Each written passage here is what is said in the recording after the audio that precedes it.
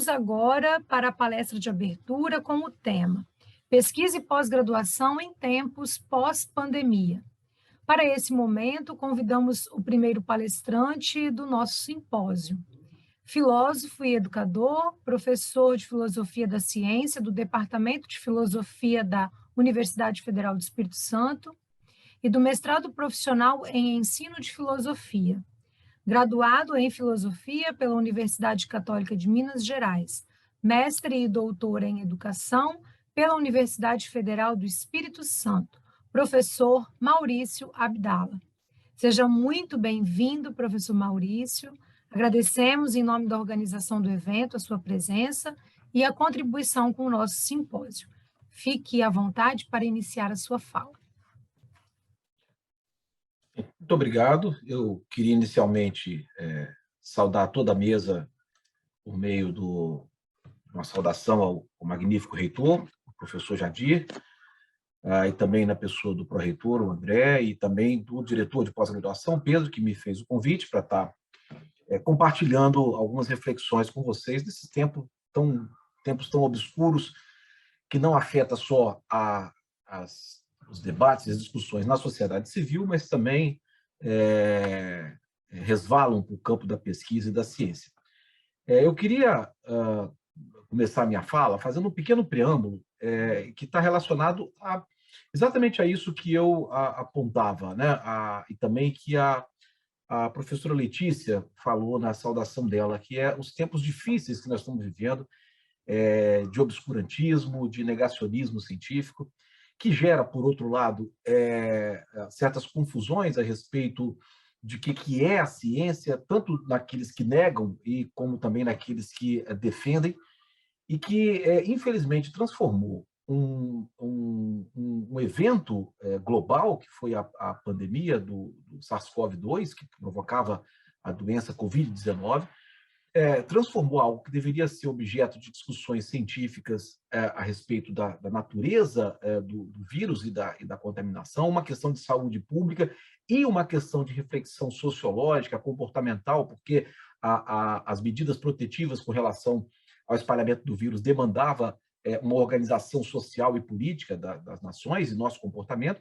Infelizmente, uma questão que deveria ser dessa ordem se converteu numa discussão política da mais baixa categoria. Não na discussão política de uma sociedade democrática, madura e avançada, mas na discussão política timesca, do estilo das torcidas de futebol, como foi principalmente no Brasil, mas não foi exclusividade do Brasil, tendo convertido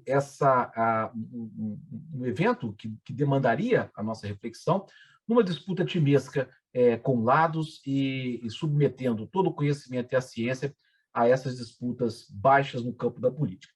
Bom, dado esse quadro, ele não se tornou exclusividade do cotidiano, da nossa vida cotidiana. A discussão hoje ela ficou tão enviesada que nós corremos o risco, a todo momento que vamos falar sobre a ciência e sobre a pandemia, de sermos mal interpretados, porque a nossa fala pode estar sendo comparada ou até interpretada à luz de outras falas que se tocam na sociedade, que se disputam na sociedade, como se necessariamente nós tivéssemos que, ao falar sobre ciência, ao falar sobre vírus, ao falar sobre pandemia, ao falar sobre pesquisa, nós tivéssemos que ter, boto aspas, né, na minha fala, nós tivéssemos que ter lados dentro de uma torcida, não lados no sentido de uma concepção a respeito da ciência. Não, porque isso é impossível nós não termos. Não lado no sentido de uma concepção de sociedade, porque isso também é impossível nós não termos. Mas se trata de lados do ponto de vista de uma espécie de torcida. Por isso eu peço, nesse preâmbulo, estou até me alongando demais nele, tamanho é o problema que nós estamos vivendo, que qualquer coisa que eu venha a falar nessa minha conferência e que soar de alguma maneira suspeita ou não bem compreendida pelos participantes, que não titubeiem em fazer a pergunta no momento do debate e esclarecer para que a gente possa avançar na nossa reflexão. Dado esse quadro, e dado a quantidade e a complexidade dos temas que nós estamos abordando, o resumo que nós necessariamente temos que fazer em função do tempo da conferência pode dar riscos a interpretações enviesadas. Por isso, eu peço nesse preâmbulo que qualquer coisa que seja esclarecida, que seja perguntada e seja esclarecida no momento das perguntas. Dito isso, o tema que foi sugerido para a nossa reflexão é pesquisa e pós-graduação em tempos pós-pandemia. Preciso dizer que tempos pós-pandemia, nós estamos falando de uma perspectiva e não de uma constatação, porque nós ainda estamos no meio de uma pandemia que, apesar da agora a vacinação estar avançando, ela demorou demais e ainda não atingiu os índices apropriados para dar uma segurança sanitária para as pessoas, e por isso é preciso ainda a gente tomar todas as medidas protetivas. Ao exemplo, esse nosso simpósio, inclusive quero parabenizar a organização desse evento, pela sua grandiosidade e sua pertinência, mas um simpósio que ainda tem que ser realizado de maneira remota, porque nós não estamos ainda no momento pós-pandemia. Torcemos para que ele venha, mas ainda não estamos. Mas o que nos espera? O que a pandemia da Covid-19 nos revelou no que diz respeito à ciência e à pesquisa? É isso que nos toca refletir, e para isso nós vamos levantar aqui uma série de questões, não necessariamente dando as respostas, porque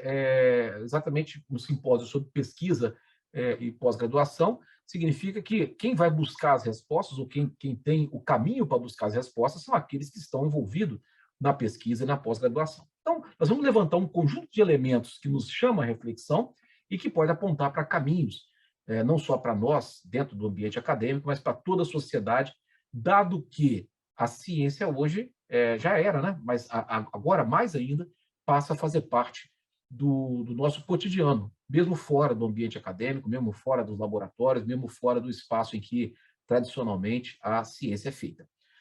Bom, como é que a gente começa essa reflexão? Primeiro, atentando para que fenômeno que se apresenta para nós que mereça uma reflexão que modifica a nossa ação, modifica a nossa concepção de mundo, de ciência, de pesquisa. Bom, o fenômeno objetivo, todo mundo sabe, só para aqui poder didaticamente ressaltar, é que um vírus novo, que foi chamado de SARS-CoV-2, né, o vírus o coronavírus causador da síndrome de insuficiência respiratória aguda grave, modificado, por isso o 2, causando uma doença nova, foi chamada de Covid-19, a doença desse coronavírus, que se espalhou por todo o mundo, adoeceu, deixou sequelas e matou milhões de pessoas. Esse é o fenômeno objetivo, esse é o fenômeno novo que dominou o mundo a partir de março de 2020, quando foi decretado oficialmente a pandemia do coronavírus. Aí, bom, sobre esse fenômeno objetivo, né, a gente analisa, pelo aspecto do conhecimento, quais ordens de reflexão são necessárias a gente fazer sobre esse fenômeno objetivo. Eu destaco aqui duas ordens de reflexão possíveis dentro do ambiente acadêmico, dentro do ambiente do conhecimento. A primeira de ordem científico-natural, a segunda de ordem humano-social e filosófica, que eu coloquei dentro de um pacote só, né? As ciências humanos-sociais e a filosofia, que refletem num plano distinto, não concorrente, mas num plano distinto de reflexão com relação à abordagem, à ordem de reflexão científico-natural. Bom, com relação à primeira ordem, a ordem de reflexão científico-natural, quais as questões que devem tocar a ciência nesse momento em que a pandemia virou o mundo de perna para o ar? São várias questões possíveis e que merecem a nossa reflexão. O que é esse vírus? E aí, só uma pequena pausa, quando eu digo que as ciências naturais devem investigar isso, elas devem investigar para esclarecer toda a sociedade, né? Todos nós deveríamos saber e deveríamos ser informados pelas ciências naturais a respeito de suas conclusões dentro das suas investigações. Então, primeira coisa, o que é esse vírus? De onde e como ele se originou?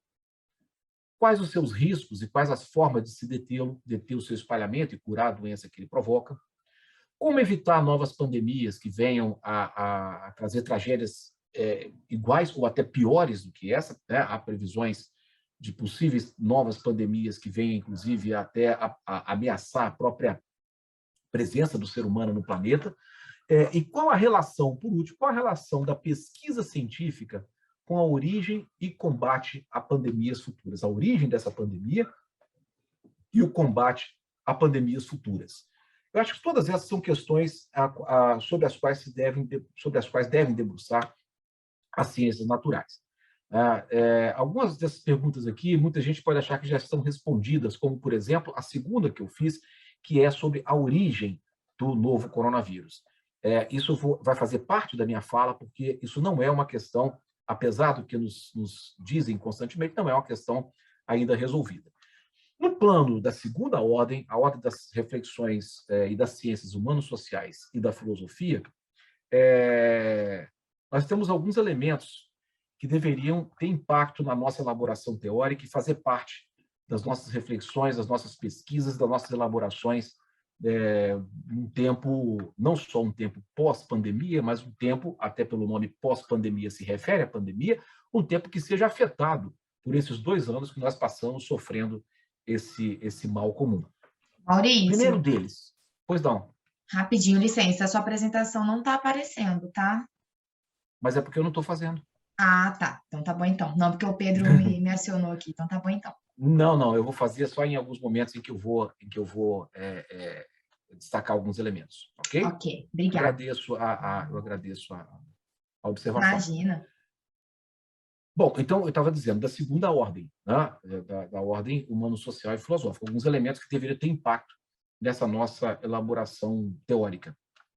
Bom, um deles, a pandemia nos trouxe mais uma percepção da globalização da sociedade. Não é novidade para ninguém que nós vivemos num mundo global, mas a pandemia mostrou isso de forma inequívoca, de forma quase, podia dizer, visível. E também há uma constatação factual da globalização também dos riscos que a sociedade corre. Não apenas uma globalização da sociedade, mas a globalização dos riscos que a sociedade mundial corre. E, ao mesmo tempo, demonstrou a ausência de uma estrutura de governança global. Nós temos uma sociedade globalizada, uma economia globalizada, e os riscos sociais, ecológicos e sanitários globalizados. No entanto, nós temos a completa ausência de uma estrutura de governança global. Com relação à pandemia, cada país tomou as suas medidas, isso afetou a própria dinâmica mundial da pandemia, né? Porque cada país tomando suas decisões num mundo globalizado, a decisão de um afeta a totalidade, e cada país tomou a sua decisão sem a coordenação geral, e isso nos tornou visível algo que já vem insistindo há um certo tempo, que é, no campo do direito, por exemplo, a necessidade de um direito internacional que possa reger as relações no mundo globalizado, inclusive as relações de fronteiras e de direitos daqueles que andam de um canto a outro do mundo. O problema ecológico, que é fundamental, né, para ser discutido de maneira global. No entanto, nós não temos essa governança global. Isso não é nenhuma novidade, no entanto, a pandemia parece que mostrou de forma factual essa necessidade de pensarmos os problemas da sociedade de maneira global e a necessidade de pensarmos também numa governança global e de uma sociedade realmente global. Nós temos a integração das sociedades do ponto de vista do contato, mas não temos a integração da sociedade ou dos povos no sentido de formar realmente um tecido social global. O segundo tema importantíssimo, que deveria também fazer parte dos nossos estudos, é o fato de que as desigualdades mundiais ficaram tão à mostra que deixaram de ser elemento do discurso, um elemento para fundamentar certas concepções, para se firmarem como números e estatísticas objetivas, sobre as quais as ciências humanas e as ciências sociais precisam se debruçar. Ou seja, se dá um passo a mais na discussão a respeito da desigualdade social e do que o sistema mundial atual provoca em termos humanitários. Porque antes, até um certo momento, para alguns, todo o discurso da desigualdade, todo o discurso dos problemas sociais fazia parte apenas de certas concepções teóricas, porque é um elemento do discurso.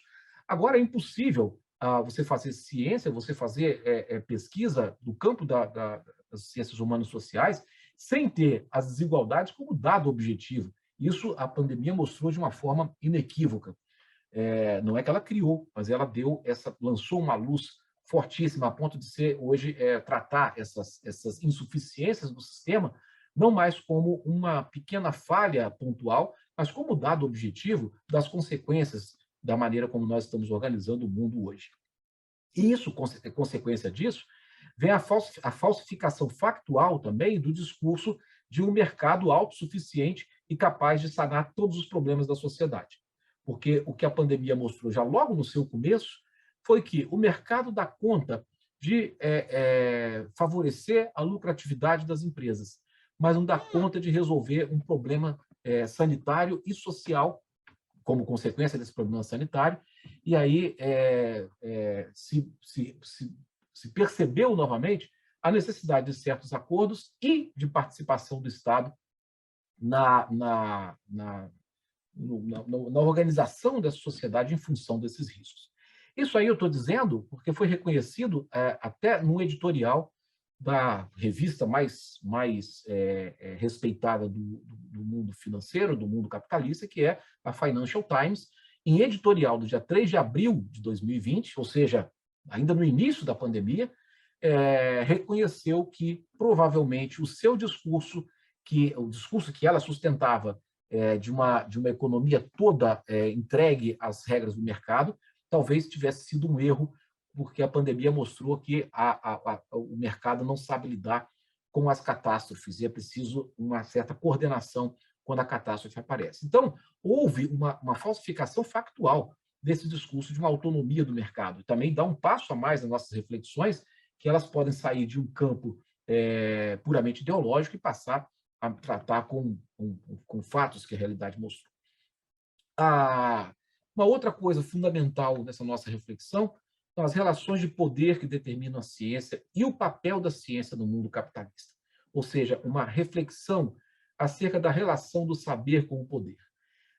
Francis Bacon, na sua obra O Novo Órgão, de 1620, ele estabelece no terceiro aforismo, ele diz: saber e poder humano são sinônimos. E ele defendia a ideia de que o poder decorre do saber. Quanto mais nós sabemos, mais nós criamos um poder sobre a natureza e melhoramos a sociedade. O que a história mostrou, e agora eu vou tentar, no tempo que me cabe, argumentar um pouco mais disso, o que foi mostrado foi que as grandes indústrias, os grandes laboratórios que possuem o poder econômico e controlam o poder político, que hoje têm determinado o saber de forma com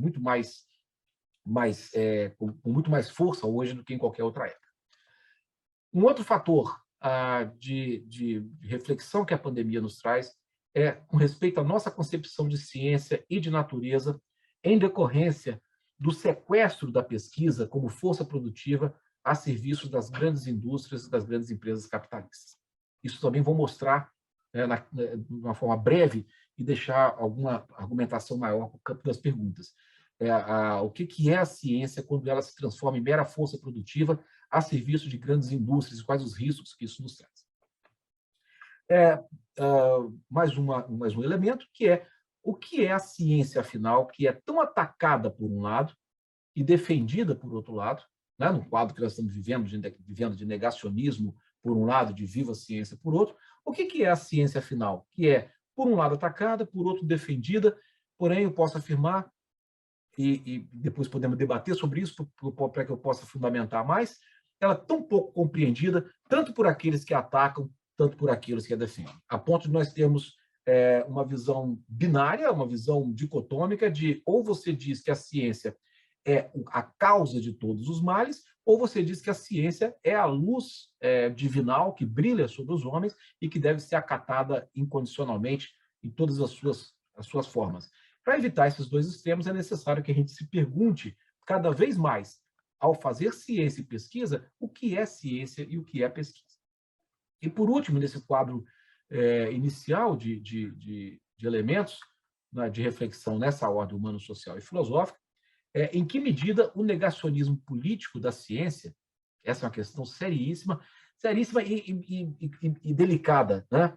Mas a pergunta é, em que medida o negacionismo político da ciência se une ao negacionismo dos discursos acadêmicos pós-modernos sobre a ciência? Queria muito poder refletir isso de forma mais extensa, no entanto, o tempo não permite. Mas lembrem-se que antes da palavra narrativa para se referir às falas da ciência, às conclusões dos especialistas, que hoje está na boca da extrema-direita negacionista e obscurantista, essa palavra, antes de estar lá, esteve nas elaborações de uma filosofia, de uma sociologia pós-moderna, que defendia que a ciência era apenas uma narrativa entre as outras e que, como tal, não poderia se arrogar nenhum caráter de veracidade maior do que as outras narrativas. Bom, é preciso investigar de que maneira isso se une ao fato de hoje você ter pessoas negando os especialistas, negando a ciência, negando os cientistas no caso da pandemia, curiosamente usando o mesmo termo que virou um lugar comum na fala da extrema-direita, que é a sua narrativa e sua mera narrativa. Isso é uma questão que eu não vou poder trabalhar, mas gostaria muito que as nossas pós-graduações, que são o celeiro dessas discussões, de uma certa forma, um certo negacionismo acadêmico da ciência, discutir de que maneira nós estamos contribuindo, ou podemos contribuir, ou podemos ter contribuído com o negacionismo científico popular. Bom, essas duas ordens de reflexão, a científico-natural e a que eu aglutinei no termo humano, social e filosófica, elas não podem, de maneira nenhuma, ser ordens de reflexão que estejam separadas. Eu acho que um grande problema é que hoje nós separamos tanto isso e isso acaba prejudicando a nossa compreensão da totalidade. Tá? Porque o mundo não é separado, a sociedade não é separada, não existe uma ciência isolada da sociedade.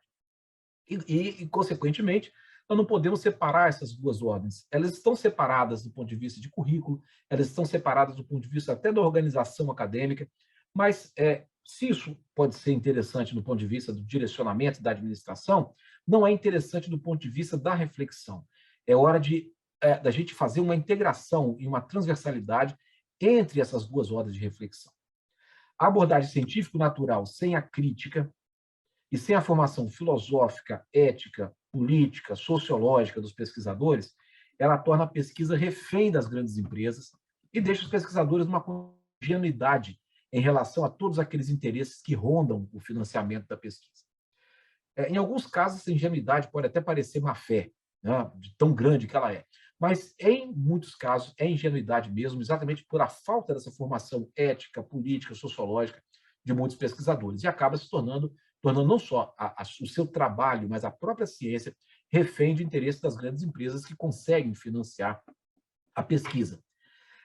E a credulidade ingênua numa ciência como instituição separada da sociedade, limpinha, que sempre tem boas intenções, que é uma ideia que vem desse ideal de Bacon, sobre o qual seria interessante a gente estudar um pouco, né? O ideal de uma ciência sem sujeito. Essa visão, essa credulidade ingênua na ciência, que às vezes é o extremo oposto do negacionismo, ela acaba por não entender os poderes que estão por trás da pesquisa científica na atualidade, tanto a pesquisa teórica como a pesquisa aplicada.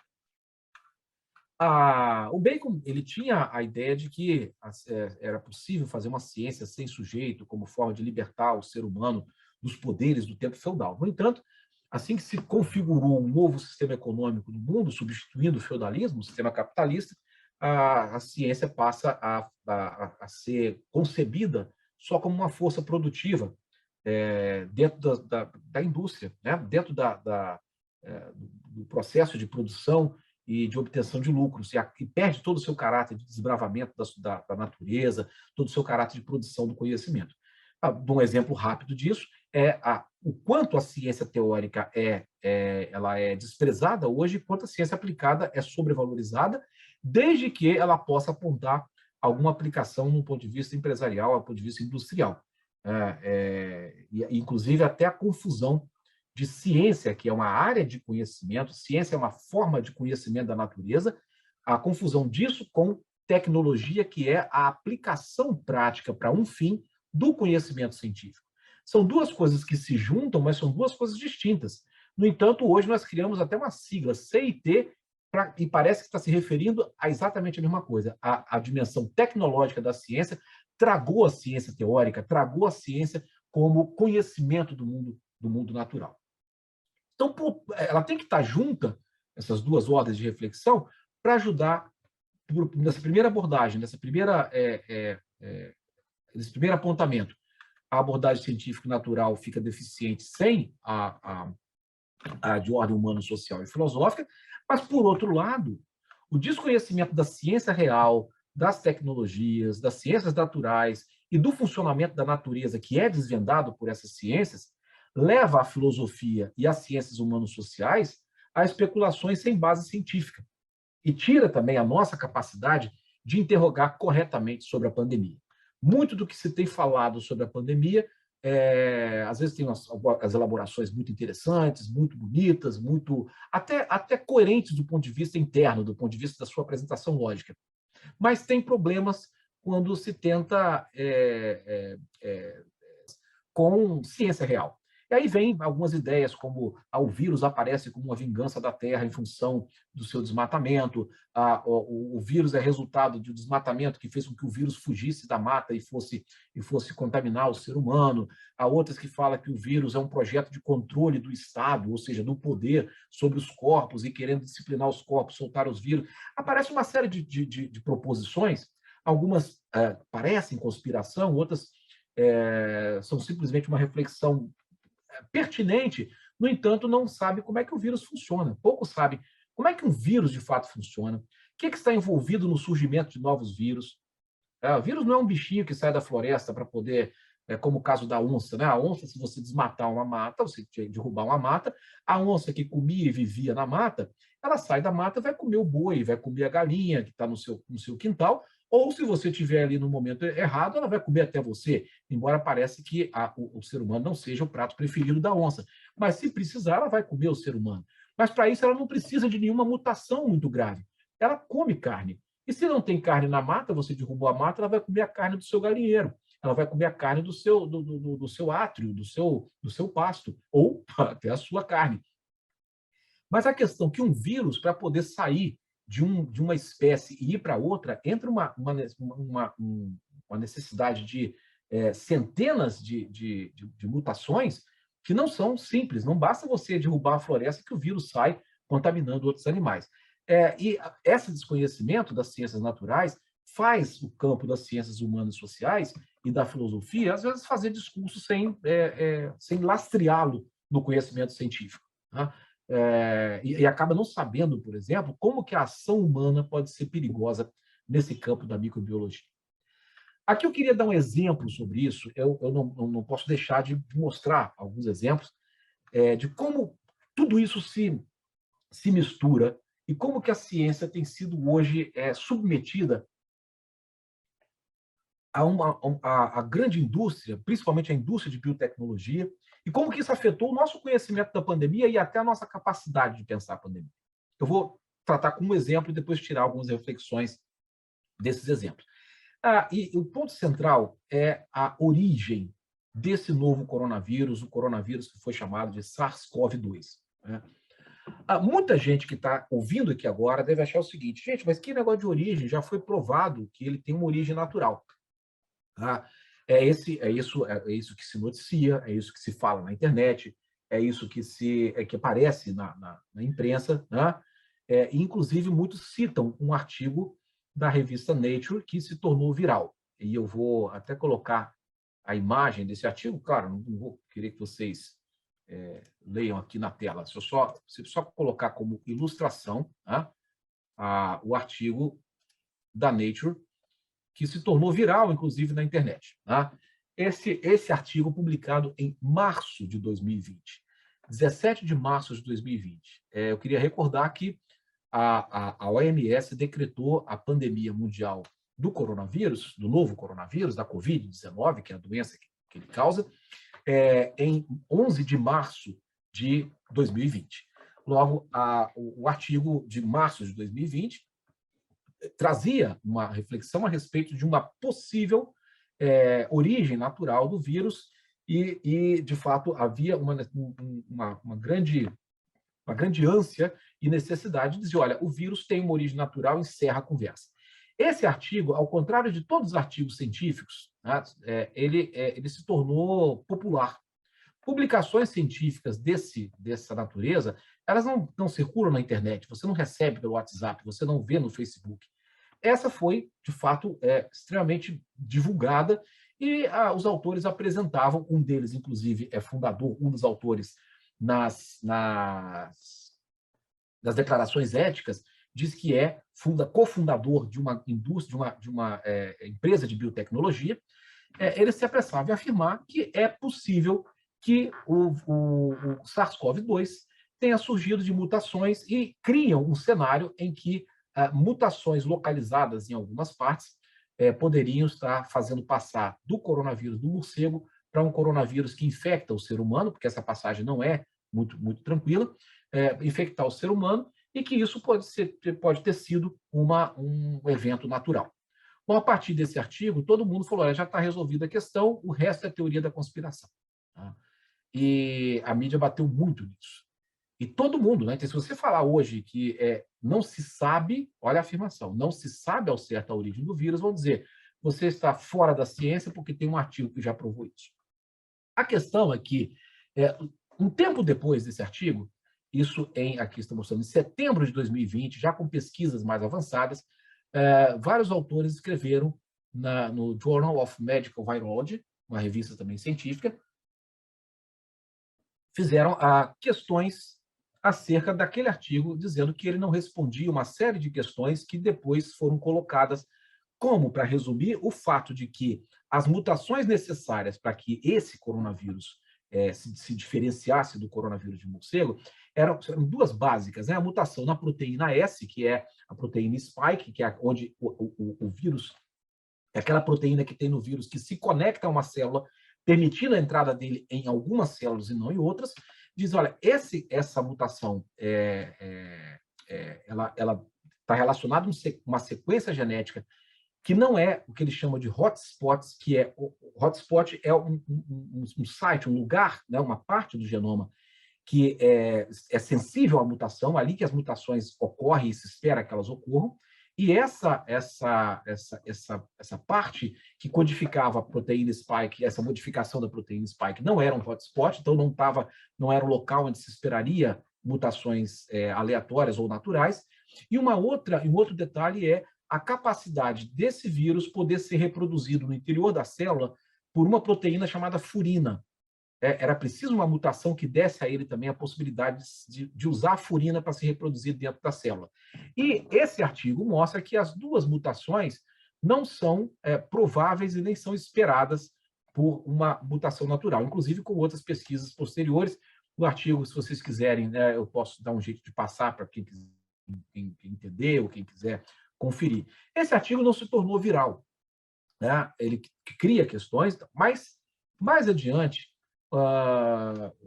em novembro de 2020, mais adiante, saiu um artigo também numa revista extremamente conceituada, Proceedings of National Academy of Science, dos Estados Unidos, em que o autor ele diz, olha, para parar, ou para deter, para evitar a próxima pandemia, nós precisamos revelar a origem da Covid-19. Tá?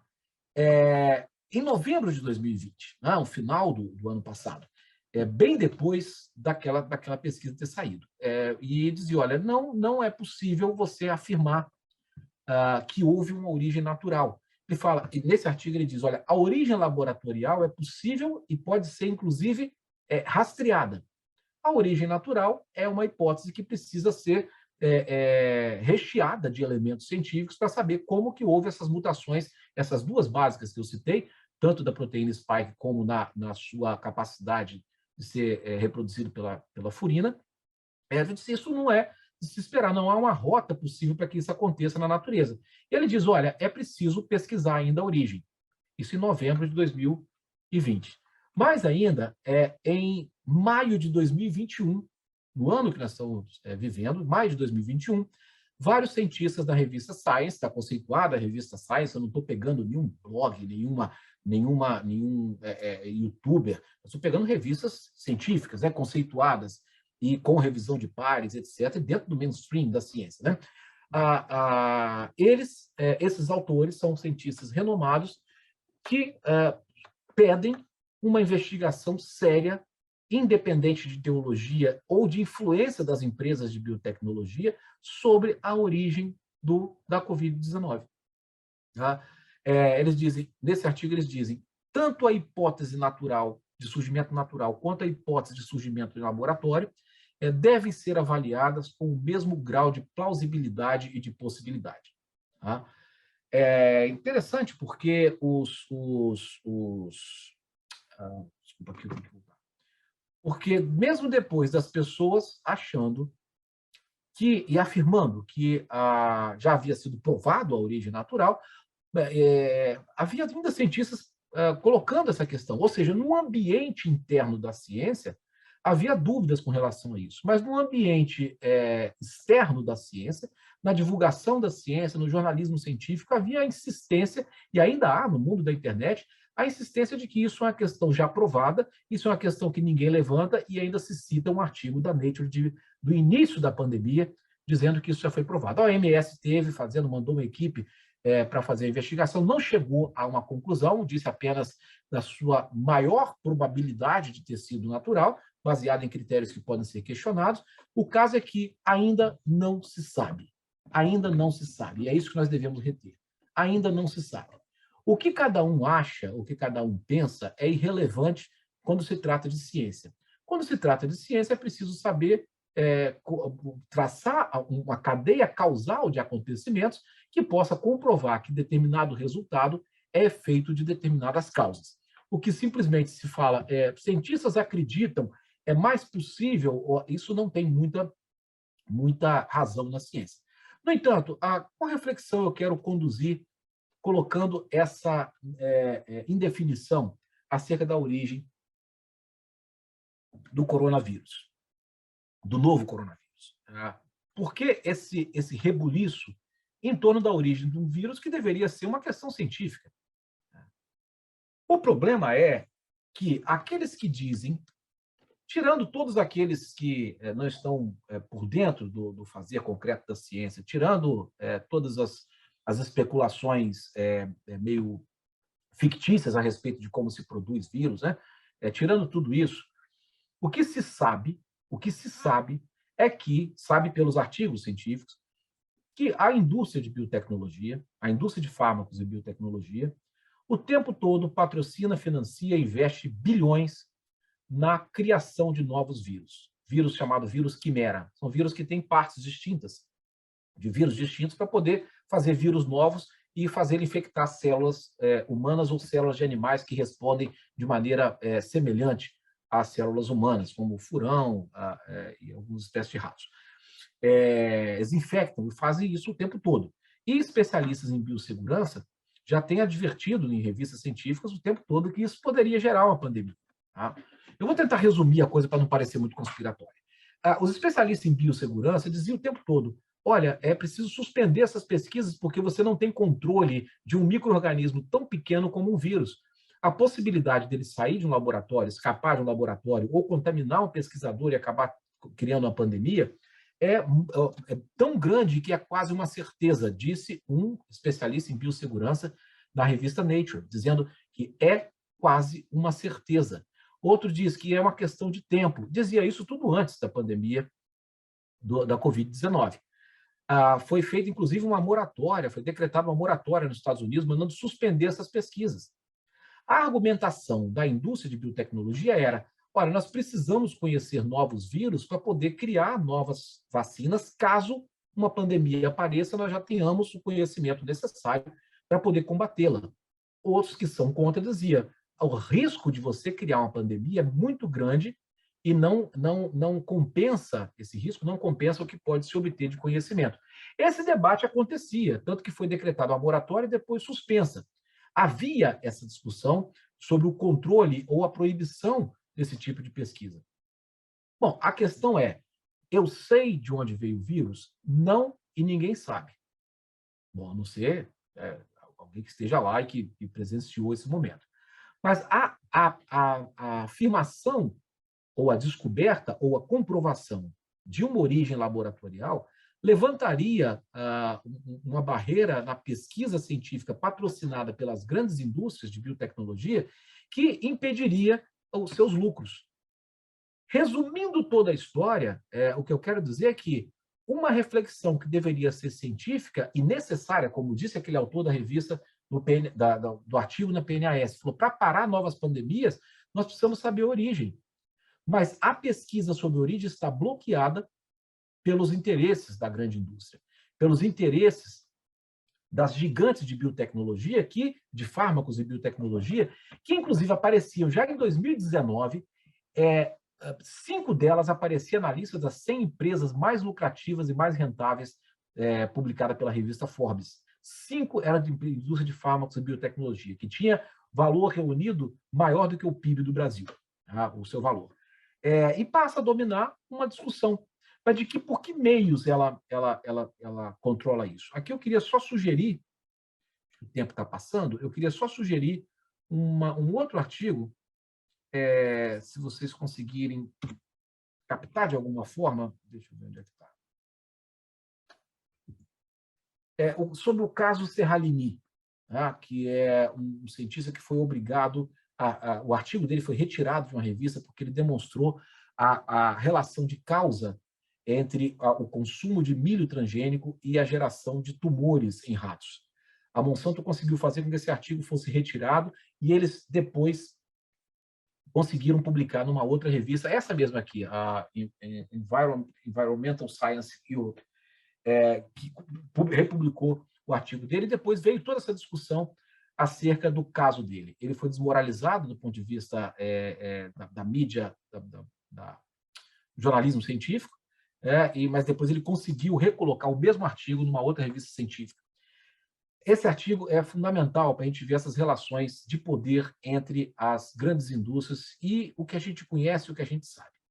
E elas atuam por meio de uma agência que todo mundo precisaria conhecer, uma agência de notícias científica, de jornalismo científico, chamado Science Media Center. Se vocês procurarem no Google, vocês vão ver, elas têm em vários países do mundo, é uma grande agência de notícias de jornalismo científico, assim como a agência F, a Reuters, são agências de notícias que distribuem para a imprensa mundial notícias a respeito da questão política, de questão social, econômica. Esse Science Media Center é a que distribui para os jornais, para os principais jornais, as notícias científicas. E ela é uma entidade bancada por grandes empresas como Coca-Cola, ExxonMobil, a Monsanto, e ela foi criada, segundo os próprios criadores, essa agência de notícias foi criada para contestar os ecologistas e aqueles que se colocavam contra os alimentos geneticamente modificados, contra os transgênicos. Eles disseram, havia tanta coisa aparecendo na mídia contrária a isso, que nós resolvemos concentrar as informações da ciência e disparar aquilo, obviamente, que vai interessar essas grandes empresas. Perguntado a respeito de se o financiamento das grandes empresas não daria um certo viés às notícias distribuídas, eles diziam que não, porque são cientistas que fazem essa seleção e eles conseguem ser independentes das fontes de financiamento. Ainda que se acredite nisso, ainda que se acredite que há pessoas tão puras que não se deixam em nenhum momento, que o mundo é constituído de pessoas puras que não se deixam influenciar pelas suas fontes de financiamento, caberia a pergunta de por que grandes empresas financiariam se as notícias estivessem em conflito com os seus interesses. Science Media Center, vocês podem procurar no Google, vocês vão ver lá no site da própria empresa como que ela atua e vão achar artigos fazendo essa crítica à sua atuação. Bom, muitos ainda acham que a origem laboratorial só pode ser pensada por meio de uma teoria da conspiração, como cientistas loucos ou cientistas malévolos a serviço do Dr. Evil, né, daquele filme do Austin Powers, né, querendo dominar o mundo, fazendo aquela coisa em laboratórios subterrâneos, mas não significa isso. Tanto é que, se fosse só uma teoria da conspiração, não haveria tanto esforço para poder mostrar que a origem natural ela é a verdade, né? Porque seria a mesma coisa. Teoria da conspiração é terraplanismo.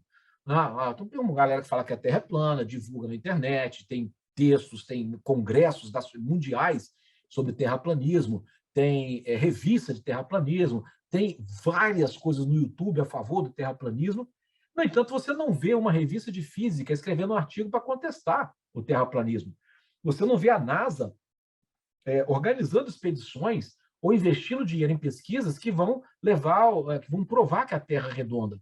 Porque a teoria da conspiração você não contesta de forma científica, você contesta por meio da divulgação, né?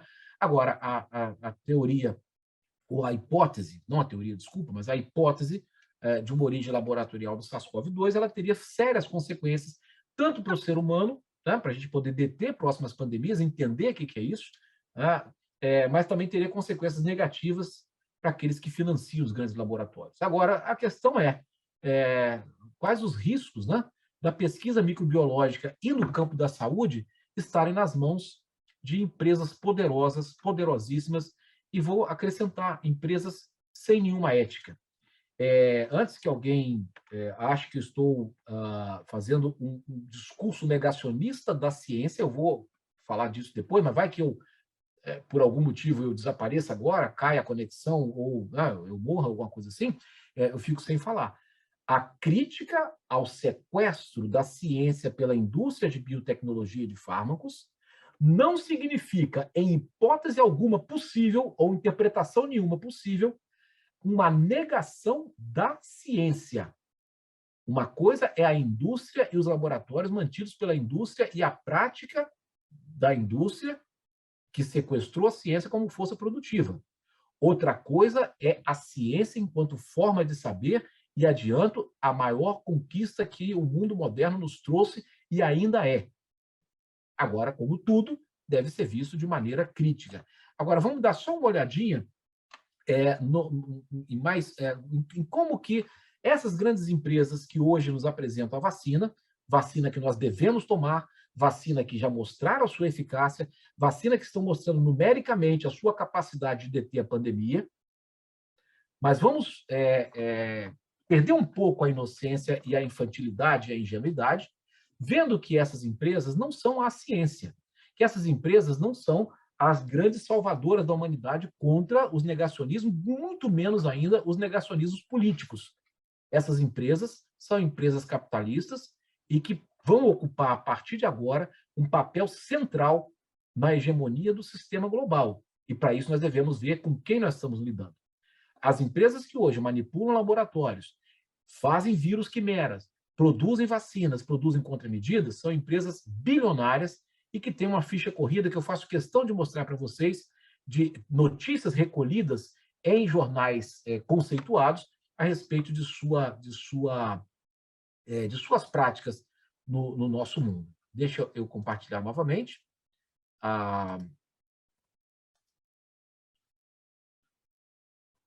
Algumas notícias dessas empresas. Johnson & Johnson faz acordo de 70 milhões por denúncia de suborno. New York Times, 2011. União Europeia. Bruxelas acusa Johnson & Johnson e Novartis de atrasar ilegalmente a comercialização de analgésicos genéricos. 2013. Roche, GlaxoSmithKline e Pfizer estão entre as farmacêuticas investigadas por corrupção por autoridades romenas. Novartis sob investigação por suborno na Grécia. Novartis pagará 678 milhões de dólares em acordo por acusação de suborno a médicos. Johnson & Johnson pagará 2,2 bilhões de dólares em caso de fraude.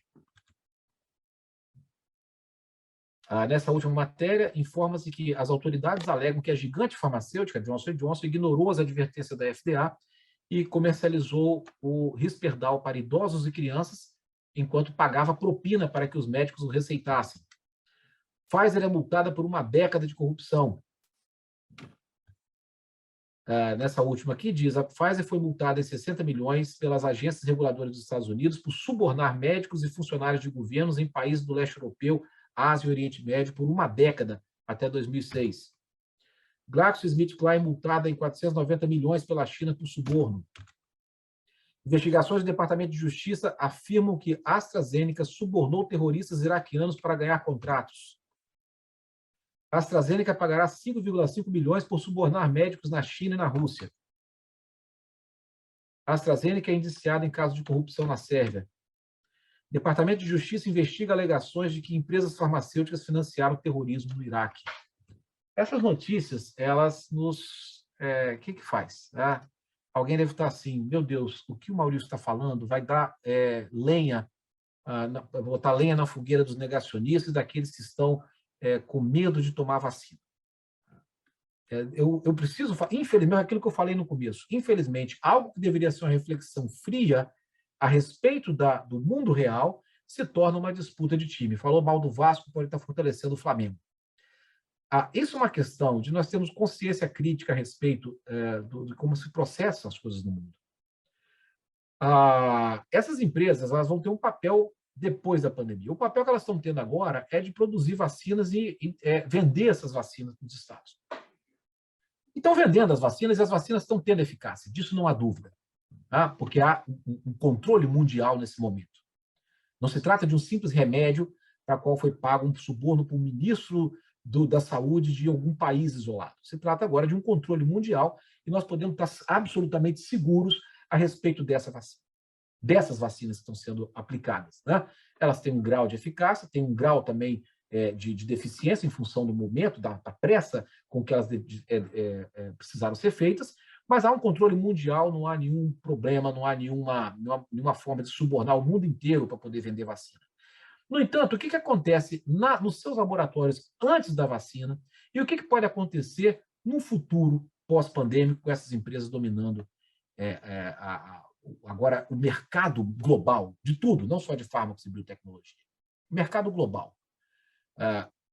Sendo que o seu dinheiro vem da venda de remédio de vacina, sendo que a pandemia foi um excelente negócio, como nós podemos nos precaver para que esse excelente negócio não seja reproduzido por executivos,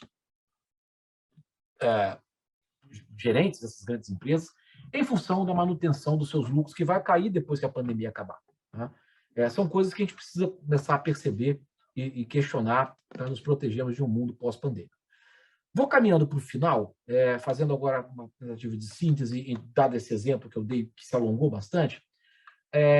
Essas duas abordagens, essas duas ordens de abordagem, a naturalista e a humano-social e filosófica, elas levantam uma série de questões importantes que relacionam o conhecimento, a pesquisa e a ciência à vida social e econômica. Agora, eu vou voltar a dizer, eu vou esclarecer mais uma vez o que eu já fiz antes, mas eu não posso deixar de fazer mais uma vez, dado o quadro do mundo, esclarecer algo que devia ser óbvio. O questionamento, as relações da ciência com a indústria jamais deve levar à negação da pandemia, à negação das medidas de proteção e isolamento social da vacina. Isso é completamente ilógico. E eu tenho certeza que todo o público que está ouvindo isso aqui tem essa capacidade racional de fazer a diferença entre uma coisa e outra, né? Há uma coisa que circula que esse vírus foi criado na China, dentro de um laboratório para acabar com o capitalismo, aí a pessoa não usa proteção. Não faz o menor sentido, porque se ele é capaz de derrubar o capitalismo, ele é capaz de te matar, então use máscara. Se ele não é capaz de te contaminar e te matar, ele não é capaz de derrubar o capitalismo. Então as coisas, né, não batem, né? Não tem nada a ver que questionar a ciência, questionar a origem do vírus com negação de pandemia ou de medidas protetivas. Tampouco deve levar à negação da própria ciência e do valor que a ciência tem hoje. Não se pode confundir, repito, uma forma de conhecimento da natureza com o que a indústria capitalista faz com ele. Agora, essa visão crítica da ciência, o que ela nos permite fazer?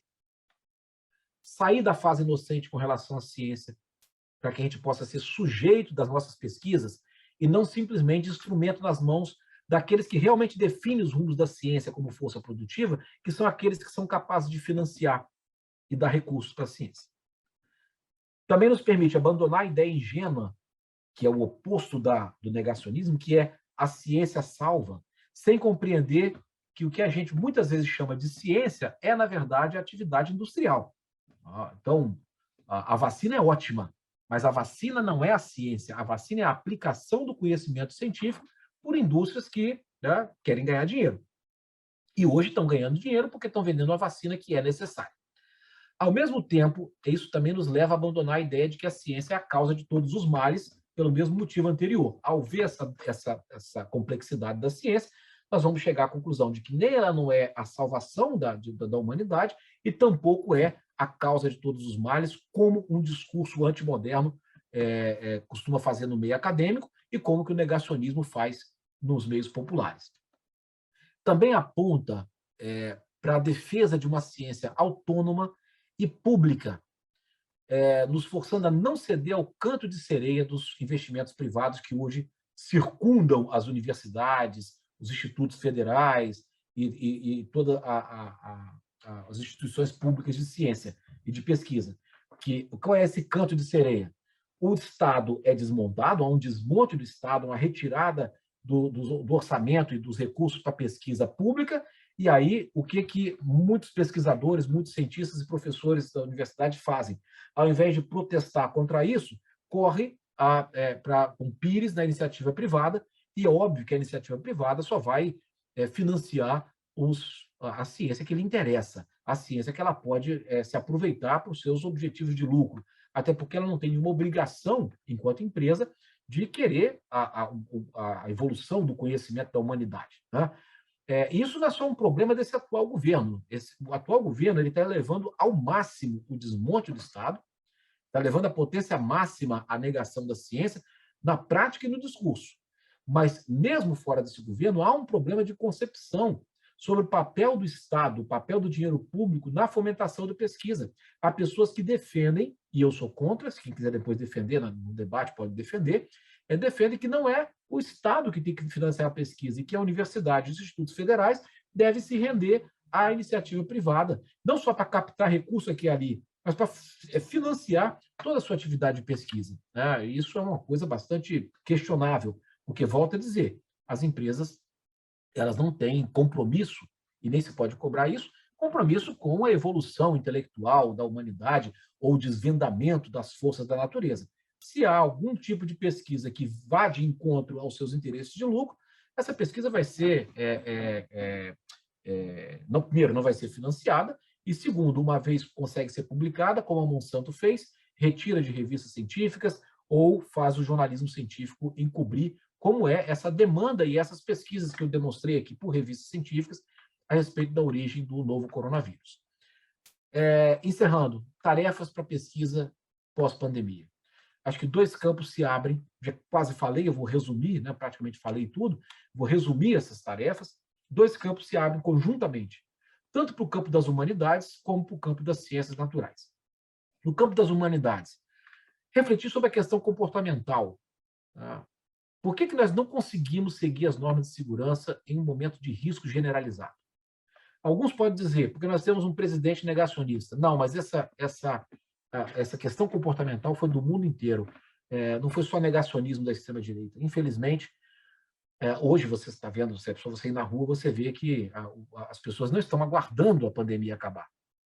Por que a sociedade se comporta de forma individualista no momento que necessita de um comportamento global dentro de um risco generalizado? Porque só os estados que obrigaram o comportamento e as medidas protetivas tiveram sucesso no controle da pandemia. Uma outra questão, para a gente se perguntar, por que o negacionismo? Qual a origem desse obscurantismo em pleno século XXI? Qual a origem disso? Está ligado com negacionismo político, fundamentalismo religioso, com terraplanismo? Quais as origens disso? Porque isso tem implicações na nossa vida social, política, científica e tudo mais. Né? Nós temos que lidar com isso na universidade e nos institutos federais. Nós temos que lidar com isso. Né? Agora os alunos estão entrando com essa perspectiva também obscurantista e negacionista. Uma outra questão, em que medida esse negacionismo, já falei no começo, né? Vou repetir agora, não se alimenta também dos modismos teóricos que colocam a ciência só como uma narrativa, como as outras. Outra coisa que as humanidades precisam se atentar. Por que não discutir o que é a ciência com a ciência? Ou seja, sem discursos que não levem em conta o fazer real da ciência. Por exemplo, dizer a ciência não produz nenhuma verdade maior do que um mito ou que uma narrativa mitológica de uma comunidade ancestral. De fato, é isso. Quando nós temos uma pandemia, a gente está procurando algum tipo de ritual dos povos ancestrais para se curar ou está recorrendo à vacina? Se você recorre à vacina e não ao ritual ancestral, é sinal de que você acredita que a ciência produz uma verdade distinta. Se você acredita isso, por que ficar trabalhando nas pós-graduações com discursos que dizem que a ciência é uma mera narrativa, como qualquer outra, está no mesmo patamar de produção de verdade que os outros saberes, né? Então, é hora de discutir a ciência com ciência. E, por último, no campo das humanidades, recuperar o pensamento dialético. Nós hoje caímos num maniqueísmo, num binarismo insuportável, que não nos permite entender a realidade. Se você fala da ciência com problemas, você tem críticas e diz que a ciência não é perfeita, você é lançado no campo do negacionismo. Tá? E se você elogia as características da ciência, você é lançado no campo dos positivistas, dos ingênuos com relação à ciência. Por que não recuperar um pensamento dialético que percebe a unidade e a complexidade das coisas, inclusive nas suas contradições? Eu acho que é uma tarefa para a gente pensar, tá? Fundamental. No campo das ciências naturais, juro que eu acabo agora, a pergunta de como nós entendemos não apenas o objeto da nossa pesquisa, mas o que é pesquisa, o que é ciência. Poucos fazem essa discussão. Eu sou professor de filosofia da ciência e posso testemunhar que mesmo pessoas da área da ciência sabem muito sobre o seu objeto, mas sabem muito pouco sobre sua ciência, sobre o que é realmente ciência. Outra coisa, o que realmente nós sabemos do mundo microbiológico? Em que medida as informações midiáticas, né, que eu falei, tem até uma agência específica bancada por grandes empresas, em que medida essas informações midiáticas acabam por superar o conhecimento próprio da ciência, tanto na divulgação como na compreensão dos próprios pesquisadores? O que é que se esconde sob a complexidade bioquímica e genética e o quanto que está escondido, ou seja, o quanto que nós não sabemos ainda do mundo, que deveria nos impor uma atitude de prudência diante do mundo real? Engenharia genética, biotecnologia estão tocando campos da realidade que a gente não sabe ainda bem o funcionamento e nem sabe quais as consequências de uma evolução temporal de modificações de sistemas complexos, porque isso pode trazer consequências imprevisíveis. Isso não deveria nos chamar a atenção e propor prudência nas pesquisas, um controle maior sobre o que se faz nos laboratórios de biotecnologia dessas grandes empresas? Tá? Se um dia se descobre que o coronavírus é resultado dessas pesquisas, nós precisamos pensar realmente sobre isso. Bom, e a última coisa, qual o nexo da indústria com o fazer real das pesquisas e quais as consequências que recorrem disso? Quando a ArcelorMittal, quando a Fibria, quando a Samarco, quando a Vale financiam uma pesquisa nas nossas universidades, o que elas realmente estão pensando e estão querendo com isso? E de que maneira o envidamento de forças para pesquisa para essas empresas nos tira a capacidade de fazer pesquisas que realmente importam para a sociedade como um todo, que demandam a nossa pesquisa, demandam a nossa reflexão, mas não tem dinheiro para pagar além dos impostos com os quais elas já são penalizadas e obrigadas a sustentar essas universidades. Então, se nós quisermos tirar alguma coisa positiva dessa tragédia que foi a pandemia da Covid-19, eu acredito que essas são algumas das questões que a gente deve colocar em pauta ao pensar a pesquisa e a pós-graduação em tempos futuros de pós-pandemia. Muito obrigado. Obrigado, professor Maurício Abdala. Professor Maurício, temos aqui uma pergunta, dentro da região de comentários, do Danilo Sartório Rangel. Ele é mestrando em agroecologia. Gostaria de dizer também que nós temos mais de 350 visualizações desse evento de abertura, um número bem alto. Ele diz o seguinte: vejo em nossa humanidade atual uma profunda falta de percepção sobre a vida em si e como ela funciona. Classificamos a vida e também nos organizamos de maneira hierárquica, mas o estudo da ecologia nos mostra que a vida não é hierárquica e sim uma rede de infinitas relações. O corona, como parte da vida, se manifestou através dessa rede. Tudo o que precisamos para sobreviver se origina dessa rede: água, alimento, ar, abrigo, agasalho, etc.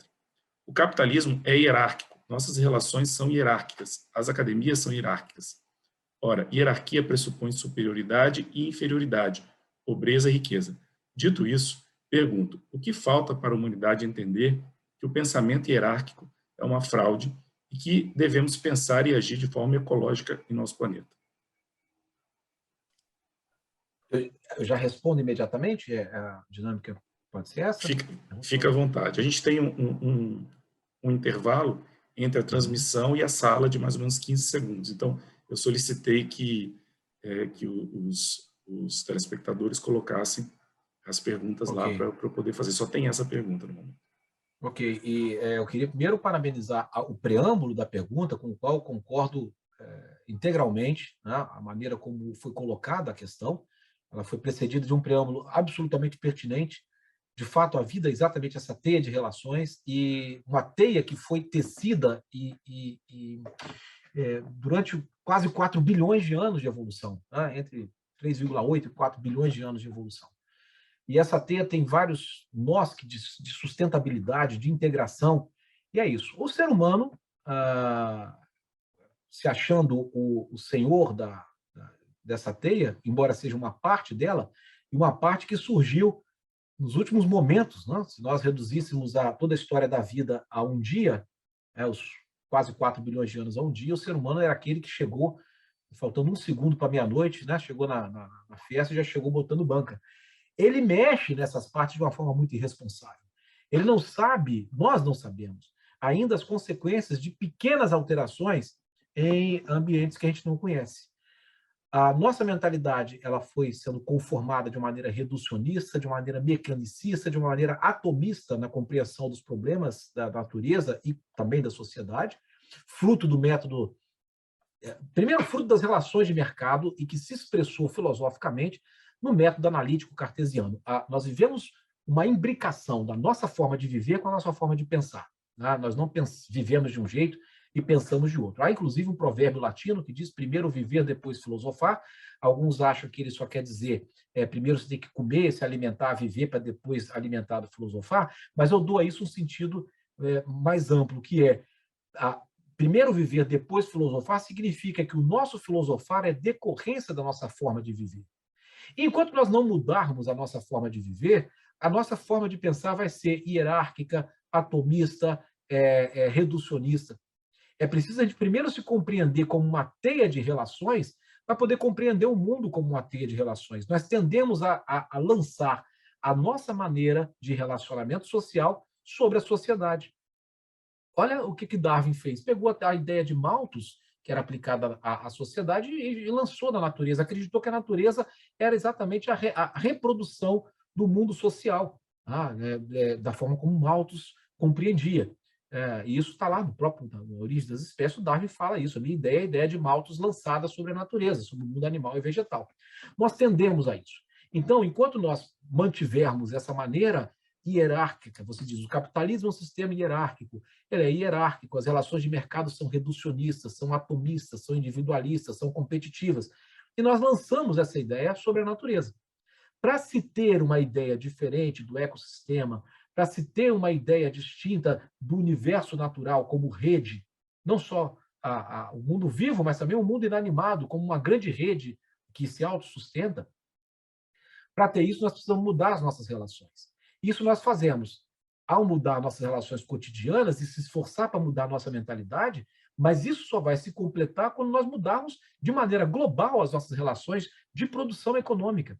Enquanto nós produzirmos dessa maneira devastadora, dessa maneira competitiva, dessa maneira irresponsável, que reduz tudo ao quantificável, que reduz tudo ao valor, nós vamos continuar vendo a natureza também como decorrente disso, ou como um reflexo disso. Então, para mudar essa nossa concepção, só mudando a nossa maneira de ser. E aí concluo com aquele mesmo ditado. Primeiro viver, depois filosofar. Mudemos primeiro a nossa forma de produzir a vida na história. Não dá para mudar amanhã, não dá para mudar depois de amanhã, não dá para mudar na próxima década. Mas nos esforcemos primeiro para mudar essas nossas relações, nos compreendendo como uma teia de relações da nossa espécie, para, consequentemente, compreendermos também a natureza como essa teia de relações. Ou a gente faz isso, ou a gente vai continuar nesse processo de destruição, e as pandemias não vão ser só consequências disso, consequências como uma consequência natural, mas algo até planejado, porque, não sei vocês, mas eu imagino que diante da quantidade de lucro que essa pandemia gerou para esse setor de fármacos e biotecnologia, eu suspeito muito que os executivos que as controlam, que não são cientistas, alguns são, a grande parte não é, os acionistas, a maior parte não é, né? Eles vão titubear ao, pelo menos, ter vontade, para ser muito bom, de que uma nova pandemia venha a engordar suas contas bancárias no futuro, né? Dada a ficha corrida que essas empresas têm. Então, ou a gente muda as nossas relações, e isso se faz também na maneira de pesquisar, na maneira de ensinar, no campo da educação, ou nós podemos aí estar com os dias contados, a espécie humana pode estar com os dias contados no planeta, infelizmente levando outras com ele, né?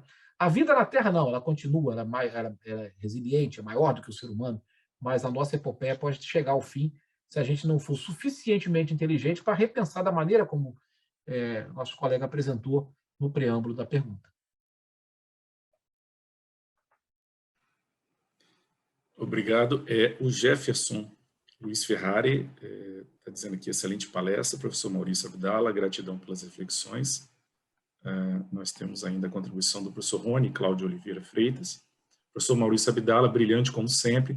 Parabéns aos organizadores por nos proporcionar esse momento de reflexões. O Wagner Rocha Ruda Chaves está perguntando, o capitalismo seria uma relação social totalmente totalizante e contraditória, cuja força básica seria a acumulação de capital pelos lucros, produtos do trabalho social? Uma pergunta. Bom, eu imagino que a pergunta ela é feita quase como uma afirmação, né? A formulação da pergunta mostra que, de fato, a pessoa pensa assim, o nosso colega que perguntou, desculpe, o nome fugiu, mas ele pensa assim e espera uma confirmação e que eu estou disposto a dar, né? De fato, o sistema capitalista ele é uma maneira de produzir, foi a base material de um processo civilizatório começado na Europa, que teve sua ascensão ali pelo século XII, XIII, XIV, depois se espalhou por todo o mundo, e ia gerando vida, integração, ainda que desigual, ainda que destruindo coisas e escravizando, mas incluía pessoas no seu bojo. E que já se esgotou a sua capacidade porque o planeta não suporta mais a maneira como esse sistema vem produzindo seus valores. É essência do capitalismo, por isso que o nome dele é capitalismo, o nome está lá, é capitalismo, se apresenta como tal. A essência dele é converter tudo que é material, tudo que é humano, em valor, em capital. Capital é um valor que se reproduz, é um valor que aumenta. Não é um valor que você usa, é um valor que tende a se reproduzir, é o dinheiro que tende a se reproduzir. E, para isso, ele precisa submeter tudo à sua lógica. A questão é que hoje nós vemos, poderia não estar vendo isso no passado, e a crítica ao capitalismo poderia ser uma coisa vinculada a alguma corrente teórica ou alguma ideologia, hoje nós vemos que nós estamos numa encruzilhada, né? Não é possível mais converter as relações sociais reais e a natureza a um símbolo abstrato de valor. Não é possível mais desmaterializar, desnaturalizar e desumanizar o mundo em função da sua quantificação, da sua transformação e da sua conversão em dinheiro. Hoje é assim. Os acionistas que investem seu dinheiro nas grandes empresas, eles sequer sabem onde o seu dinheiro está sendo aplicado. Para aqueles que acham que os crimes ecológicos da Samarco em Mariana e da Vale em Brumadinho foi algo ou fruto da maldade ou fruto de uma perversidade da pessoa e que poderia ser corrigida do ponto de vista moral. Não, é o sistema que faz isso. Os acionistas querem retorno do dinheiro investido. Não importa onde. Se a empresa não está dando aquele rendimento, ele pode, com um toque de computador, passar todo o seu capital para outro ramo, ainda sem saber onde está investindo, porque não é o proprietário do capital que investe, sim as empresas que eles contratam para poder fazer esses investimentos e fazer seu capital render. E ele precisa render. Os CEOs, os executivos sêniores, os gerentes, os que comandam de fato as empresas, têm que prestar conta aos acionistas. E eles vão exigindo, numa cadeia impessoal de gerência e de gestão, que chega até lá embaixo o engenheiro recebe uma ordem, ou as pessoas que estão lá no dia a dia recebem a ordem de aumentar a produção, e mesmo que o engenheiro fala, se aumentar a produção vai romper a barragem, um fala, eu não tenho nada com isso, a ordem veio de lá, o outro, eu não tenho nada com isso, a ordem veio de lá, e aqueles que de fato tomam a decisão é um conjunto impessoal, porque tudo aquilo é valor, valor que deve gerar valor. E o que aconteceu? Um rio inteiro, todo um ecossistema foi destruído, pessoas perderam a vida e perderam sua fonte de renda, em função de quê? Cadê o culpado? O culpado é o sistema. E ela ocorre de novo em Brumadinho e tem ameaça de ocorrer em outros lugares. O sistema se tornou incontrolável, porque a conversão de coisas reais e grandes em meros valores comercializados por meio de bits eletrônicos, né, não dá conta do que o mundo é, não dá conta do que nós precisamos. Então, de fato, o capitalismo é esse sistema que desmaterializa, desnaturaliza e desumaniza tudo. E aí nós vamos ter problemas, porque nós vivemos num mundo material, natural e humano. E essa contradição, ela é o que pode levar à destruição. Alguns falam, levar à destruição do capitalismo. Correto. Mas a destruição do capitalismo pode significar, ou pode coincidir com a destruição de toda a espécie humana no planeta. Então, a Terra já não suporta mais. Leonardo Boff costuma dizer, a Terra vai dar conta de destruir o capitalismo.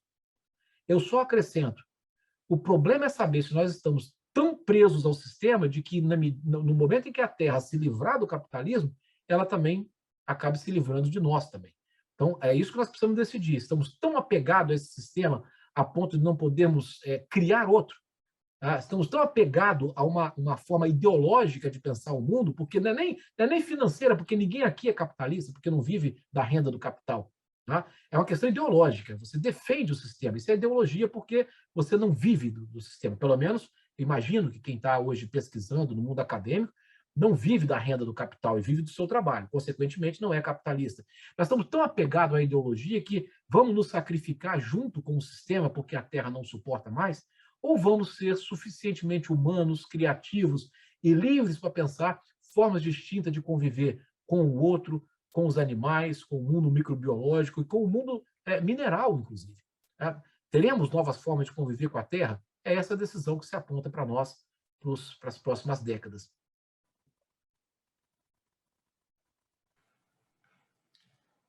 Nós temos aqui ainda a participação da Marlinda, né, reflexões importantes, parabéns, do Maurício Novaes, parabéns, professor Abdala, excelente palestra. Professor, nós estamos alcançando 400 visualizações, infelizmente, temos, né, o nosso tempo, ele se esgotou, gostaria de agradecer mais uma vez, enormemente, pela sua disponibilidade e por ter aceitado esse convite. Vou me despedindo agora, nesse momento, e vou deixar para as palavras finais, para poder seguir o evento, né, as suas considerações finais, professor Maurício. Ok, eu quero agradecer esse convite, dizer que é um prazer muito grande estar dividindo essas reflexões com todos vocês. Gostaria de estar presencialmente, né? Espero e torço para que logo, logo a gente possa estar sempre presencialmente fazendo essa atividade. Queria, para finalizar mesmo, sugerir 2 artigos meus, acho que alguns aqui já devem ter lido, porque já foram publicados há um certo tempo. Eu vou compartilhar a tela aqui.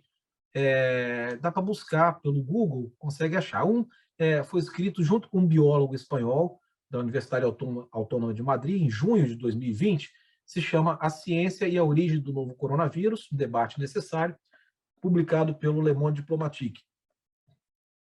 E um outro, um tempo para o pessoal adotar, procurar pelo Google, e um outro, estou tentando passar aqui, mas publicado pelo portal Outras Palavras, que se chama Covid, a saída nas mãos de indústria sem ética. Por que eu estou recomendando esses 2 artigos? Porque ele sintetiza muitas informações que eu passei aqui e para a pessoa poder aprofundar e ver, né, de forma escrita, às vezes é melhor para se captar do que uma fala rápida. Bom, é isso, eu agradeço o convite, estou sempre à disposição.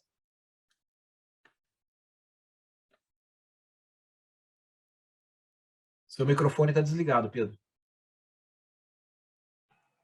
Muito obrigado, Maurício. Mais uma vez, vamos encerrar aqui a primeira palestra de abertura com o professor Maurício Abdala. Realmente um prazer assistir sua palestra. Muito obrigado. E seguiremos agora para a segunda palestra de abertura com o tema vale a pena investir em pesquisa e pós-graduação? É a pergunta da segunda palestra. Para esse momento, eu vou chamar o segundo